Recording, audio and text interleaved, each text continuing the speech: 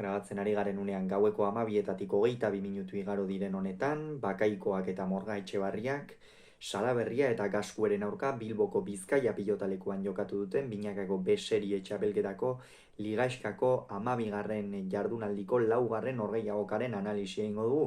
Favorito ziren Bakaikoa eta Morga Etxebarria, baina Salaberriak eta Gaskuek pronostikoak hautsi dituzte 22 eta 11 irabazi ostean gogoratuko dugu, aurreko jardunaldian Bakaikoa jokatu zuela, gogoratu behar baita Zubizar eta ordezkatzen aritu dela azken bi jardunaldi hauetan Etxarri Aranazkoa, eta aurreko jardunaldian Bakaikoak eta Morga Etxebarriak Dario eta Gabirondoren aurka 22 eta 17 irabazi zuten, eta Salaberriak eta Gaskuek honetan ere Bakaikoak jokatu zuen 22 eta 11 irabazi zieten Bakaikoa eta eskirozi honen bestez Salaberriak eta Gaskuek bi astetan bi norgehiagoka irabazi dizkiote Joanes Bakaikoari. Hasiera-hasieratikan seinakora arte norgehiagoka oso berdinduta joan da, baina hasieratikan hankazulo nabarmen xamarra ikusi zaio Aimar Morga Etxebarriari. Txapelketa luzea izaten ari da, orain artean oso erregularra izan da Amorebi eta Etxanoko atzelaria, baina gaurkoan partida okerra egin du, hasieratik oso deseroso ikusi dugu, bere keinuak ere horixe adierazten zuten,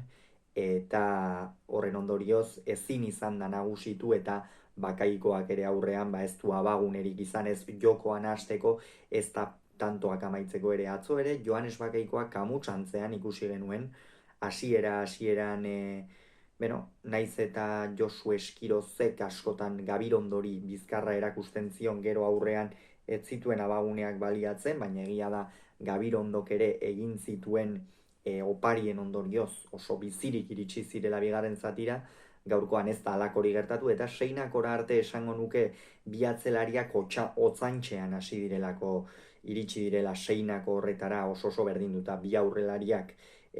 apenas galtzen, ez dute ezertxo ere galdu. Salaberriak noski, esan dugun bezala Morga Etxebarriaren ezina zela eta tantoan hasteko beta gehiago izan du, eta Bakaikoak hor defentsan dezentetan jardu behar izan du,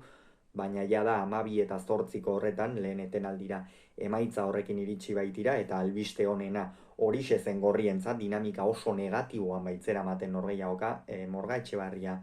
atzeko kuadroetan normalean garbi eta kentzen dituen pilota horiek txapapera eta gora joaten zitzaizkion, bera ere oso deseroso ikusten zen kantxan,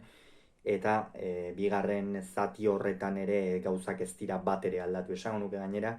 okertu egin direla gorrientzat eta asko hobetu urdinentzat. Hau da, Andoni Gaskuen nabarmen hasi da dominatzen, gainera pilota ezkerrorman sartzen zuen ia une oro, eta benetan askotan aipatu izan dugu, baino Andoni Gaskueren hankaiokoa ikusgarria da benetan, zeinen ongi jartzen den pilota guztietara, zeinen ongi ematen dituen pausuak, zeinen ongi neurtzen duen pilotaren botea, eta horrek indar hori edo frontisa baliatu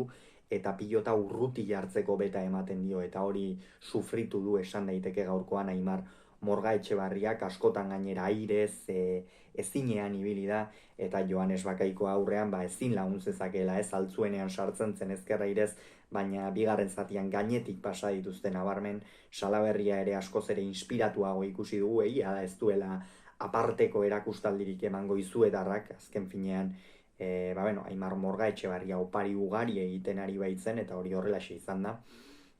baina oso inteligente jokatu du, bazekien noiz sartu, gainera bizi mugitzen ikusi dugu, eta txapelketa hasieratik ona gorakada oso nabarmena eman duen bikotea izan da, Salaberriak eta Gaskuek osatu dutena. 18 eta 8 iritsi dira, bigarren zatira esan bezala ez dira gauzak aldatu, eta azkenerako 21 eta 8 joan dira, 21 eta 9 barkatu, gero bi tantotxo egin dituzte, Bakaikoa saiatu da sakearekin nahasten eta abar, baina inolako arrakastari gabe, eta azkenerako 22 eta 11 funtsezko garaipena, gaurko hau Salaberria eta Gaskuerentzat. Izan ere, une honetan, Salaberria eta Gaskue 6 punturekin dira, pentsa, 3. postura igo dira, hau da, atzo partida bat gutxiagorekin behian zeuden, eta gaur 3. postuan daude. 6 puntu dituzte, Zubizar eta Morga Etxebarria bikotea 8rekin geratu da 2. postuan, jada hauek beste garaipen batekin finalerdietarako zuzeneko sailkapena bermatua lukete, baina beste partida hori ere irabazi beharra daukate, eta Morga Etxebarriak egin behar duena, gaurko norgehiagok hau aztu, orain artean oso maila ona ematen ari baitzen, baina txapelketa luzea da, oraindik ere pilotari gazte asko daude, 14 astetan erregulartasun hori mantentzea oso zaila da, ia ezinezkoa esango genuke, baina Aimar Morga Etxebarriak gaur izan du partida kazkar hori, denek izaten dutena, baina ziur, rengo astetikan aurrera beste modu atera, ikusiko dituela gauzak Amorebi eta Etxanoko atzelariak. Hauxe beraz esan beharreko, aurrengoan gehiago izango zuen bitartean izan agur.